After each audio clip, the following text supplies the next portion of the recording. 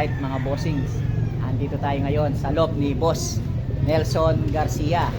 So nakaburaw tayo ng isang YB, pang malakasan to mga bossing. Hindi, subukan ko daw yung mga ibon niya kasi medyo nangunguli lang tayo ngayon. Gusto ko subukan yung mga ibon ni Boss Nelson. So eto mga bossing yung mga stock at saka mga breeder niya mga bossing. Mga bossing, mga kalapati niya tumatagay. Hindi, yan ang sikreto mga bossing, pitchel para sa tubig. So ito yung mga breeder niya mga bossing. So ito yung mga nakasabayan nung ibon nating si Boy Sibat noon sa Claveria, Cagayan mga bossing. Alright mga bossing, ito yung pwesto niya mga bossing para sa stock bird at saka mga breeder niya mga bossing.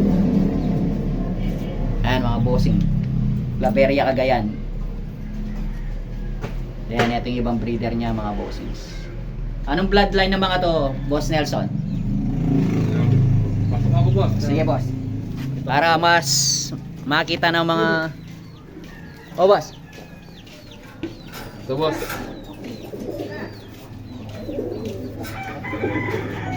Ang butas lang ito, boss, karang Claveria. Claveria lang ang butas niya, pero clacker siya ng clacking siya ng Bali, first lap hanggang 4. clack siya. Lang siya, 4. Ay, nung 5. Yung last lap, yun yung butas niya mismo. So hindi siya nag finisher siya mga bossing.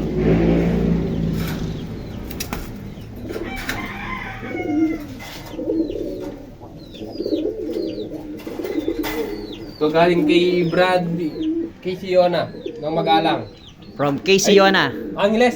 ng Angeles. Nakaperso sa kanya. So nakaperso yung ibon mga bossing.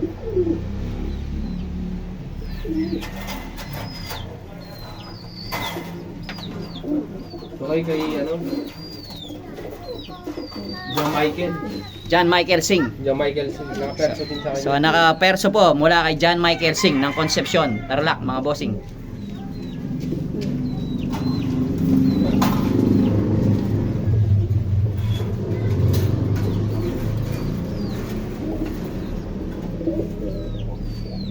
Galing kay SB.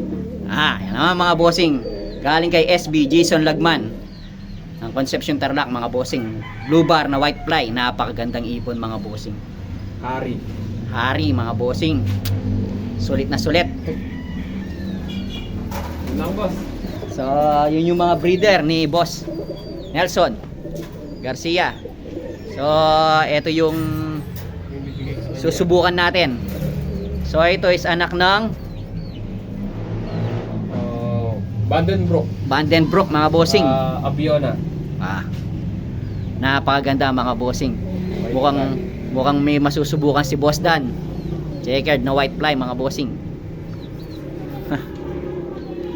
Ayos. So kasama natin si Bro Romby. So isa siyang kalapatits.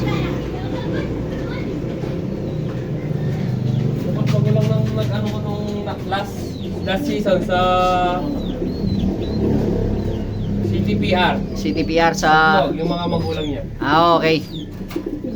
So bali yan yung mga parents na nung nailaban mo sa CTPR. Matnog. Yung mga ito yung mga gold. Matnog finisher, yung mga naipalabas niyan. So may napatunayan na yung mga breeder ni Boss Nelson. Nakapagpalabas na ng Matnog finisher mga bossing.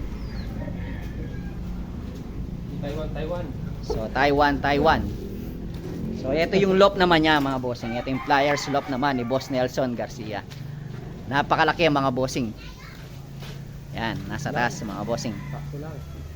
So napakagandang abangan mga bossing. Kitang-kita mo dumarating yung mga ibon. Sana makagawa tayo ng ganito mga bossing. So ito mga bossing yung loop ni Boss Nelson Garcia. Napakalaki mga bossing. Komportable yung mga ibon. So kung titingnan natin mga bossing, fully metal siya sa labas. Tapos yung likuran niya mga bossing, direktang pader na.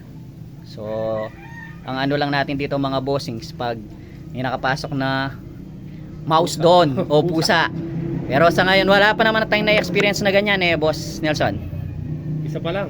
So meron ng nakapasok na Pusa. pusa, may nadali na. So hindi na bumalik yung pusa. Nadatnan ko sa loob. Kaya lang pinatay ko. Pinatay mo yung pusa, Oo, Boss Nelson. kasi- Nakaperwisyo na. Oo. So ano? Hindi ko dapat patayin kaya lang nakaperiksi siya eh. So kung hindi mo pinatay, yung posibleng babalik-balikan. Babalik siya, oo. So hindi naman natin masisisi si Boss Nelson. Siguro dala na ng gigil kasi hindi rin basta-basta yung gastos at saka pagod niya sa mga ibon niya. Tapos minsan lang papapakin ng pusa. Pero boss, kung gusto mo, bibigay ko sa ito boss. Oh. Ay naman. Teka na ako. Yan. Nakakatakot yung mga ibon ni Boss Nelson Garcia, mga bossing, ang bagsik. Hindi ko nila akong gagawin sana ng stock boss. Ba, ano yan, dagdag burawat, boss. Napakagandang kulay, itim na itim, mga bossing, parang si Barak. SFP pa man din, mga bossing. So nakadalawang buraw tayo kay Boss Nelson, mga bossing. So Boss Nelson, ang alam ko dati nung nagkakilala tayo, nung nagkaroon tayo ng fundraise sa May Makabakle, hindi pa ganito yung lock mo. Sa ilalim. So yung nasa ilalim pa nun. So nung makita ko yung lock mo sa My Day, sabi ko ang ganda ng lock ni Boss Nelson. So paano mo nagawa yung ganitong klaseng lock, Boss Nelson? Ano yung ginawa mong diskarte o Wala, technique? Ginaya ko lang kay X, parang kay X Machina. So nakita mo yung loop ni X Machina sa YouTube. So ayun nga naman, the legendary trapdoor ni X Machina, mga bossing, sliding. So meron din nagsabi sa amin na yung ganyan daw klaseng trapdoor ngayon, mga bossing, is advisable kasi yung ibon hindi alangan pumasok. Unlike do sa mga gaya nung sa akin, yung Sputnik ko is slanted, medyo alanganin pumasok yung ibon. So ito, dire-diretso lang ni Boss Nelson. So effective ba naman yung trapdoor natin ngayon, Boss Nelson? Yeah. So susubukan natin pakita ang mga bossing kung gaano kaya effective. So yan, nakabukas na yung trapdoor. So yung ibon, yan mga bossing, Yan, lumipad. lumipad pa, mga bossing, yung ginagawa sample. Siyempre na mayroon palang hinihintay na pito, mga bossing. Ayan, mga bossing. Medyo nabibigla kasi ngayon lang tayo nakita dito sa itaas ng loop ng ibon, mga bossing. So ayun, mga bossing, dire-diretso nga naman pumasok, tapos sabay lock, mga bossing. So kuha na lang.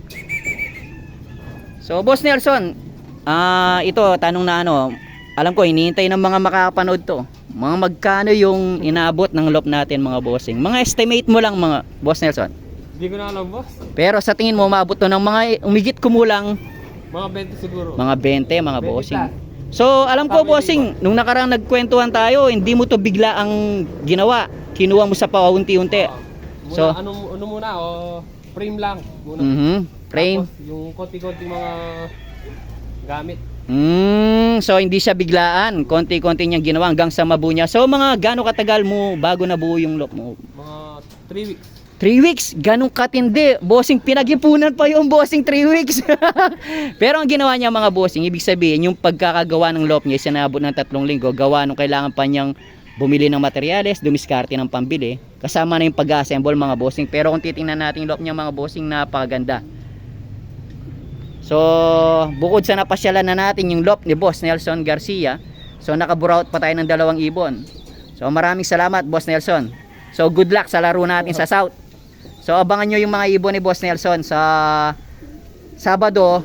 Ang throw namin is sa Laguna na, San Pedro, I think, Boss Nelson. So kumusta yung pauwian mo ng Taytay Rizal? Okay naman boss. Ilan yung 1,000 speed naman yun. Ilang ibon yung sinakay mo dun? 3. 3 out of 3, boss. Tingnan nyo, mga bossing, 3 out of 3, 1,000 yung speed. Yung sa akin, mga bossing, 3 out of 4. Cut off pa yung 2. So salamat, Boss Nelson. So sana makalusot tayo sa CTPR. Good luck sa atin, Boss Nelson. Thank you. Mga bossing, so eto po yung parents nung ibinigay na, binaburaw natin kay Boss Nelson na Black Marwi. Merwi. So Black Merwi daw, mga bossing. Sensya na, hindi pa ako pamilyar sa mga linyada. Ito yung parents niya, mga bossing. So banded SFU din siya, mga bossing. So ano yung naging kartada niya sa SFU, Boss Nelson? Diba, ginawa ko lang yung stock boss. Ginawang stock. So yung bloodline nito is galing sa Angeles kay Boss May Mike Castro. Boss Mike Castro ng Angeles. Shoutout sa iyo. Iburin. Lop. Iburin. Lop. Iburin Lop. So shoutout sa iyo, Boss Mike Castro ng Iburin Lop. So Galing kay Matt Gab. si Boss Dong. So si Boss Matt Gab ng DCRPC SFU mga bossing. So ito, Graysel na anong ring niya mga boss? SFU. SFU banded din siya. Direct sa kanya. So direct kay Boss Matt Gab, Abiari. Graysel, napakagandang ibon. Ayan. So yun yung mga foundation bird ngayon ni Boss Nelson. So yung mga sinusubukan niyang breeder. So ulitin ko, sana pala rin tayo ngayon sa CTPR South. Umabot sana hanggang Tacloban yun eh. Yung nakabanded na PHC ba? PHA. Okay. So thank you again Boss Nelson sa dalawang ibon. So shoutout sa mga bisita natin.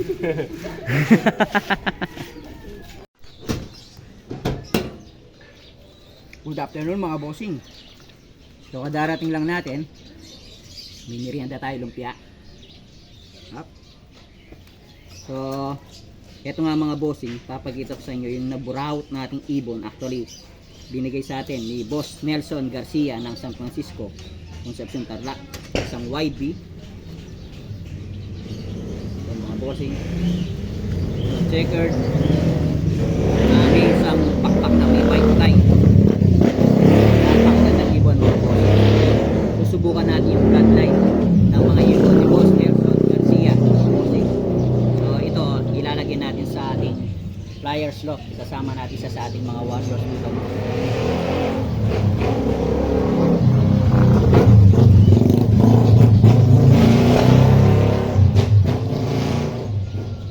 At yung isa pa mga bossing, so nung pag-akyat natin sa lock niya mga bossing, napasubo si Boss Nelson nang ialok sa atin itong Black Merwi mula sa bloodline ni Boss Mike Castro ng Angeles mga bossing. Mga bossing. So SFU banded mga bossing, ginawa niyang stock bird. So siyang cock mga bossing. Black na black mga bossing. So wala akong black dito sa lock ko. So gagawin natin siyang breeder mga bossing para magkaroon tayo ng kulay black mga bossing. So subukan natin. Galing kay Boss Nelson Garcia, acquired yung bloodline niya kay Boss Mike Castro ng Angeles mga bossing. So ilalagay muna natin sa stock lock natin mga bossing.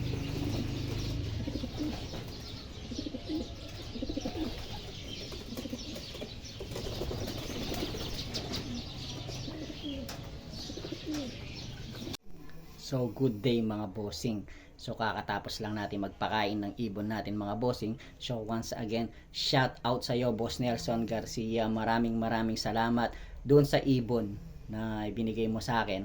Tapos maraming salamat din especially sa oras na ibinigay mo. So shout out din sa mga nakilala nating mga pinanggalingang fanshares at mga bloodline ng mga ibon ni Boss Nelson Garcia. So si Boss Casey Yona ng Angeles, si Boss Matt Gab ng Concepcion, si John Michael Singh ng Concepcion, gayon din po si SB Jason Lagman ng Concepcion, at saka po si Mike Castro ng Angeles. So shout out po sa inyo.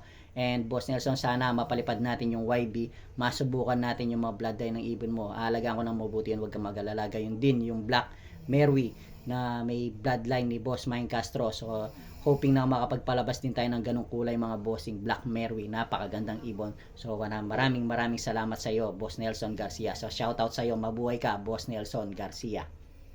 And then samantalahin ko na rin po yung pagkakataon na to.